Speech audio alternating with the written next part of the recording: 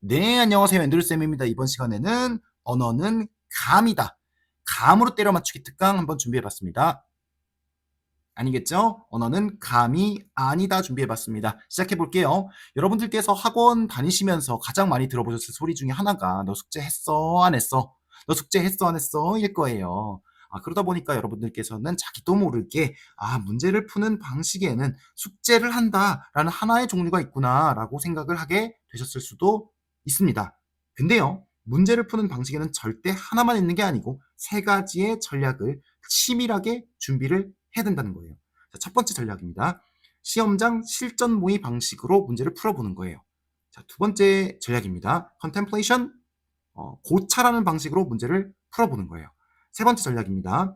review and retell 하는 방식으로 문제를 풀어보는 거예요.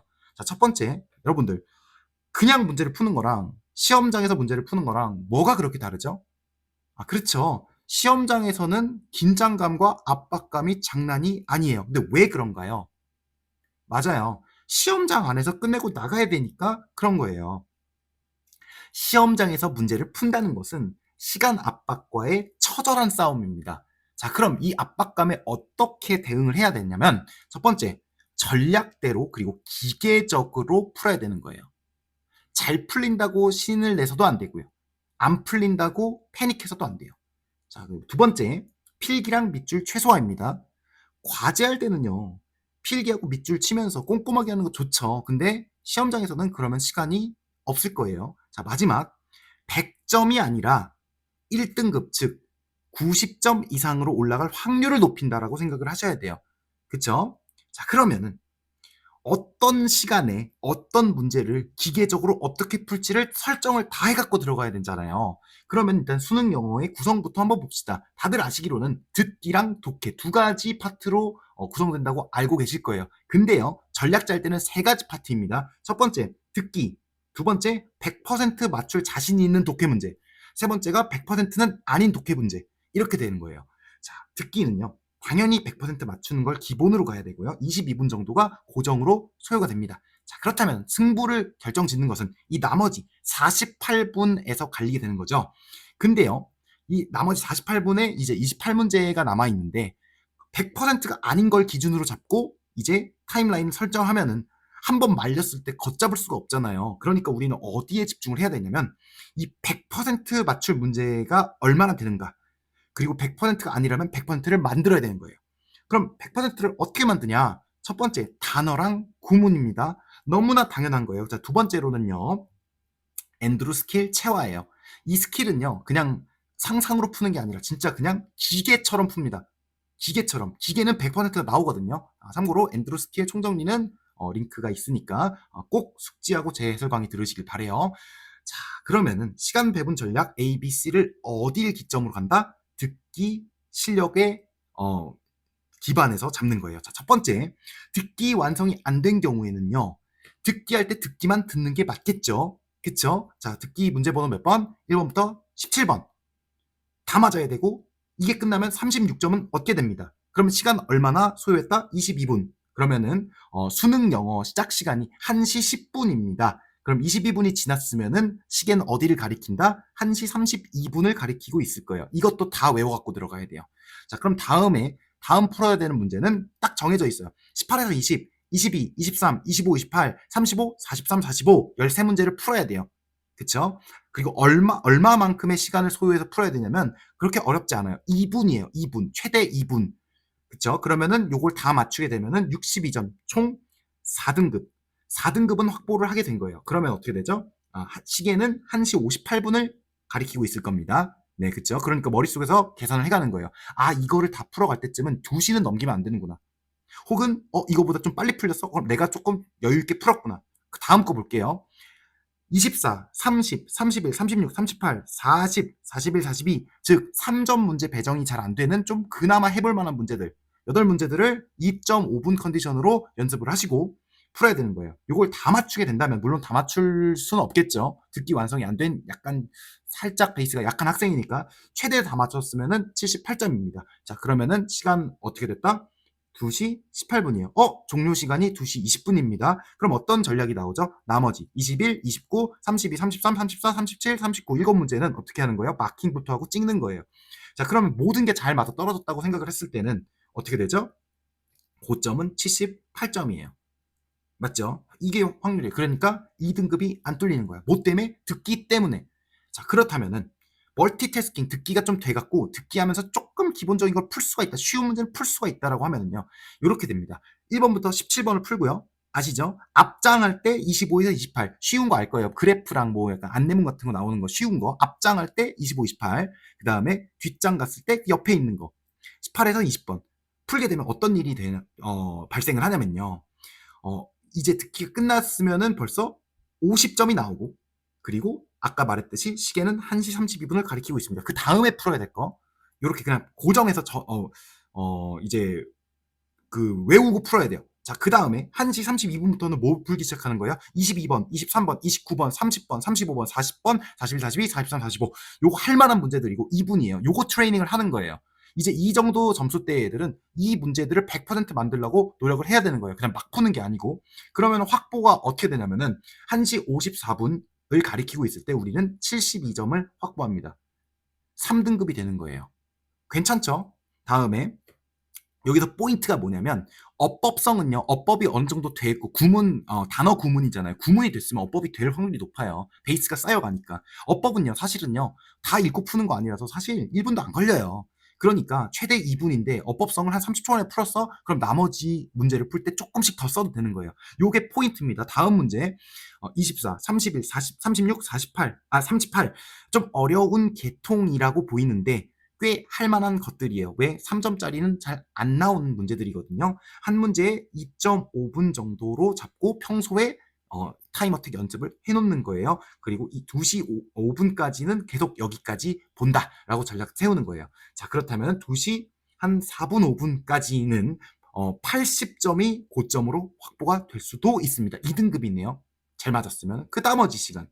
요거 21, 32, 33, 34, 37, 36, 39 요것들은 조금 어려운 유형이에요. 빈순삽하고 약간 그 밑줄 하미추론이라서 다들 어려워하는 것들인데 요거 잘 보세요.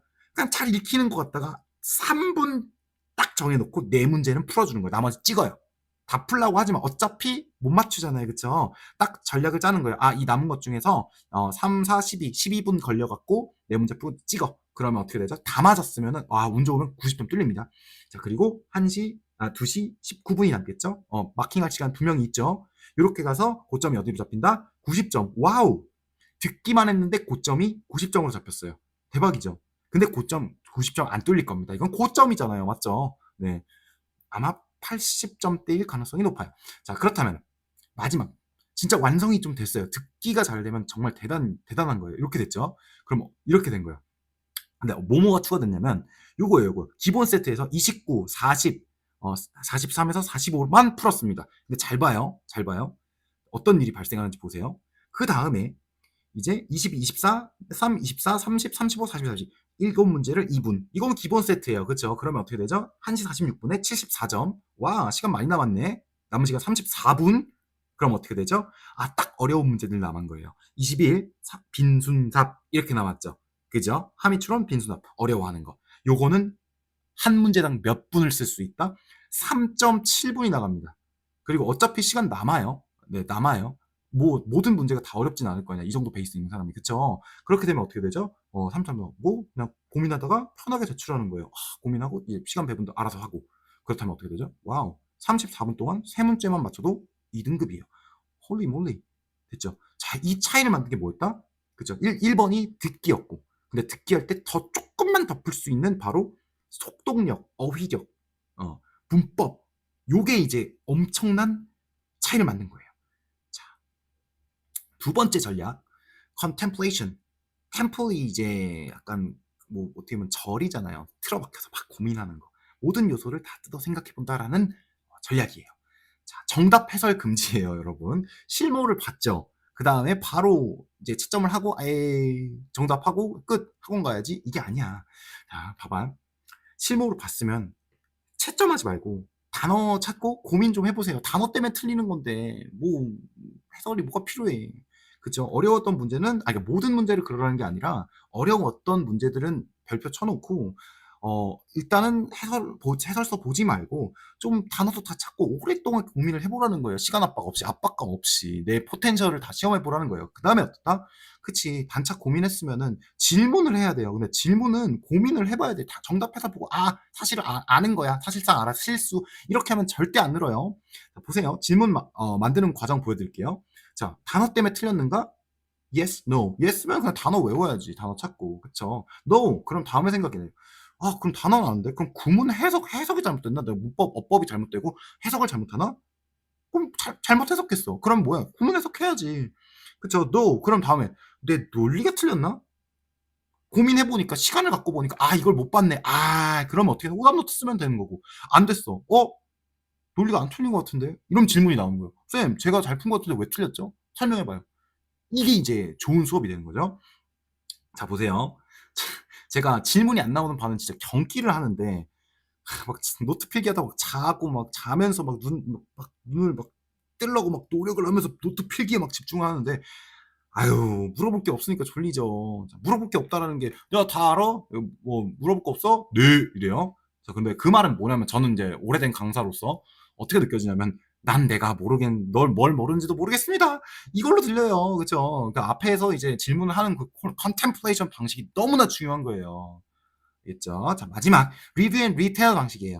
자 보세요. 리뷰는 복습 많이 하실 거예요. 근데 저는 요거를 이제 강조하고 싶어요. 리텔 다시 말해 보기를 정말 핵심적으로 가르치고 싶습니다. 자 보세요. 여러분들 학원 다니면서 뭐 머리 터져 나가잖아요. 그쵸? 영어만 하는 것도 아니고 수학도 하고 과학도 하고 미쳐 버리겠잖아요. 그 인풋 과부하라는 거예요. 머릿속에 들어오는 게 너무 많으면 과부하가 걸리는 게 당연한 이치입니다. 봐봐요. 단어 암기해야 되지. 실전 모의고사 보러 또 봤지. 그리고 막 강사별 독해 풀이법 막 체화해야 그러지. 해설 강의 또 봐야 되지. 막 머리 터진다니까. 자, 근데 여러분 잘 봐요. 인풋과 아웃풋 원리가 있어요. 실물을 봤으면 인풋 했으면 어떻게 해야 돼요? 질문하라 그랬잖아요. 그래서 아웃풋이 필요하고. 그럼 아웃풋 질문을 하니까 양질의 해설 강의를 듣게 되고 어, 그 현강을 듣게 되잖아. 그럼 어떻게 돼? 해설 강의 해주고 필기했잖아. 인풋 들어왔잖아. 그럼 뭘 하라고? Review and retell 아웃풋을 해달라는 거예요. 자, 이거 제가 그냥 막 강요하는 거 아니에요. 여기에 이렇게 이제 효과적 학습법을 연구하신 박사님이 계신데 자, 보시면은 보세요. 5분 동안입니다. 여기 그래프 첫 번째 거 볼게요. 스터디 했어요. 스터디 공부만 했어요. 그냥 필기만 했어요. 수업만 들었어요. 그럼 5분 동안은 어떻죠? 가장 성취가 높네요. 근데 이틀 딱 지나봐. 그럼 어떻게 되죠? 공부만 한 놈은 어때? 절반 반토막이 나는 거예요. 근데 봐봐. 스터디하고 테스트했다는 거는 자기가 다시 아는지 설명해봤다는 거예요. 리텔 해봤다는 거예요. 그거 어떻게 됐니? 공부하고 한번 복습하고 다시 말해본 사람은 와 이틀 뒤에 많이 남았죠. 그쵸? 자 오른쪽 그래프도 봐요. 스터디 이거 하느라 막 죽겠지. 막 월화수목금 막 과제하느라 바빠 죽겠고 그냥 과제하고 막 열심히 다니는 것 같은데 막 집에 오면은 막 지쳐서 뻗고 머리 터질 것 같고 그렇잖아. 근데 봐봐. 일주일 있다가 어떻게 됐어요? 5분 동안 공부를 개빡세게 했는데 일주일 있다가 몇 토막이 난 거예요. 조금 그냥 한 것도 아닌 거가 된 거예요. 근데 봐봐요. 스터디 그다음에 셀프 테스팅 자기가 설명해 보고 리텔 해본 거 이 두 번째 그래프 보세요. 그럼 5분 동안 그래 공부 한 사람보다는 조금 낮아. 근데 일주일 있다 어떻니? 공부만 한 사람보다 2배 이상이 뛰었어요. 그쵸? 얼마나 한 거예요? 이게 바로 효율이라는 거예요. 효율. 알겠죠? 그리고 더 효율적으로 하고 싶어? 그러면은 공부 한번 빡 하고 테스트 하면 어떻지? 와 거의 다 남았어. 근데 우리 한국 중고등학교에서는 그냥 공부 땅 하고 테스트 하기에는 너무 양이 많아요. 요거는 약간 좀 머리가 좋은 사람들 위주고 우린 어떻다? 공부 한번 테스팅, 리테일 요게 필요하다는 거예요. 자 봅시다. 실전에서 못 써먹었어? 이거 아는 건데 아니야. 실전 아까 1번 전략 있잖아. 거기서 못 써먹었어? 그러면 무조건 오답 노트 쓰시고 리테일 하셔야 돼. 단어 암기했죠? 그럼 실전 모의고사 썼어야지.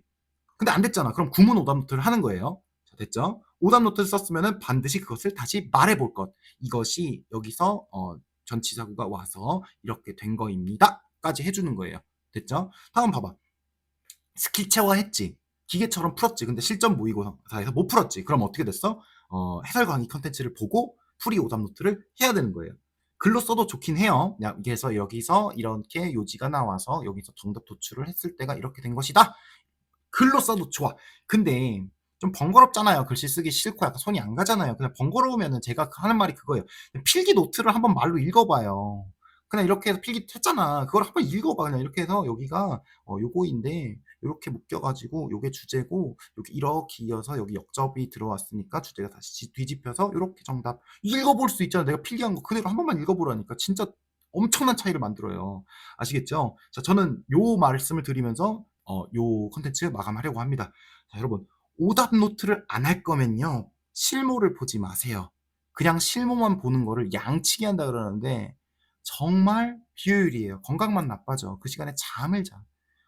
진짜 차라리 일주일 간격으로 실무 볼 거면은 2주에 한 번 보고 차라리 1주 차에 실무 보고 2주 차에 오답 노트 써요. 그게 나아.